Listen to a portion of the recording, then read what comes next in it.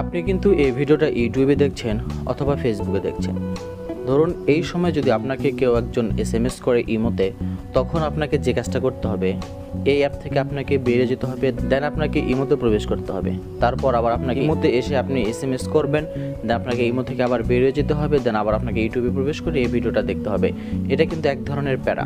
কিন্তু সেম সময় যদি ফেসবুক মেসেঞ্জার থেকে কেউ এসএমএস করে, তাহলে কিন্তু আমরা দেখতে পারি বাবল আকারে আমাদের স্ক্রিনের উপরে ভেসে ওঠে। আমরা তার উপর ক্লিক করে কিন্তু তার সাথে আমরা এসএমএসগুলো করতে পারি, দেন মিনিমাইজ করে কিন্তু আমরা আবার ইউটিউবের ভিডিও কিন্তু আমরা সেখান থেকেই দেখতে পারি। এটা জাস্ট শুধু ইউটিউব দিয়ে উদাহরণ দিলাম। যে কোনো অ্যাপসের ভিতরে আপনি প্রবেশ করেন ইমোতে, তখন মেসেজ আসলে কিন্তু সেই অ্যাপস থেকে কিন্তু আপনাকে বেরিয়ে যেতে হয়, দেন ইমোতে প্রবেশ করে তারপর এসএমএস করতে হয়। কিন্তু এই বিষয়টা কিন্তু ফেসবুক মেসেঞ্জার থেকে আমরা অনেক সুবিধা পাচ্ছিলাম, কিন্তু ইমো কিন্তু নতুন একটা আপডেট নিয়ে এসেছে এবং ইমোতে কিন্তু তারা আই বাবল এই অপশনটা অ্যাড করেছে। জাস্ট আপনাকে শুধু এই অপশনটা এনেবল করতে হবে।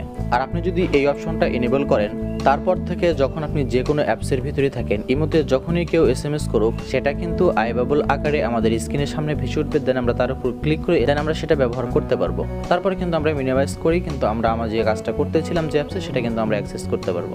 সো ইমোতে কিভাবে আমরা এই আই বাবল অপশনটা এনেবল করবো, আসুন সেটা সরাসরি আমরা মোবাইলের স্ক্রিনে দেখাই। এখন আমরা সরাসরি প্রবেশ করবো আমাদের ফোনে যে ইমো রয়েছে ইমোতে প্রবেশ করলে আমাদের সামনে এরকম একটা পেজ চলে আসে। আপনার ইমোর একদম উপরের এই পাশে কিন্তু একটা আইকন দেখতে পারেন, আপনার যে পিকচার দেওয়া রয়েছে ট্যাপ করতে হবে সেটার উপরে, তাহলে কিন্তু আমাদের সামনে এরকম একটা অপশন চলে আসবে এবং এখানে কিন্তু আমরা দেখতে পারবো আই বাবল নামে একটা অপশন। জাস্ট আমরা এটার উপর ক্লিক করে দিব। এটার উপর ক্লিক করলে কিন্তু আমাদের সামনে এরকম একটা পেজ চলে আসবে এবং উপরে কিন্তু আমরা ডেমো দেখতে পাচ্ছি। এখানে কিন্তু আমাদের স্ক্রিন রয়েছে এবং এখান থেকে দেখতে পাচ্ছেন একটা হ্যালো চলে আসলো, এটা কিন্তু স্ক্রিনের উপর ভেসে উঠলো। দেন এটা এখান থেকে ট্যাপ করে কিন্তু আমরা এটা অ্যাক্সেস করতে পারি। এখন আমাদের যে কাজটা করতে হবে, এখান থেকে এই অপশনটা আমাদের অন করতে হবে। এই অপশনটা অন করলে কিন্তু আমাদের এখান থেকে কাজ শেষ। এখন থেকে আমাদের ইমোতে যে কেউ এসএমএস করুক, আমাদের ফোনের স্ক্রিনে ভেসে উঠবে ঠিক এরকম। আমরা কিন্তু এখানে দেখতে পাচ্ছি একটা ডেমো রয়েছে। আশা করছি যারা ইমো ব্যবহার করেন এই আপডেটটি তাদের কিন্তু অনেক উপকার হবে।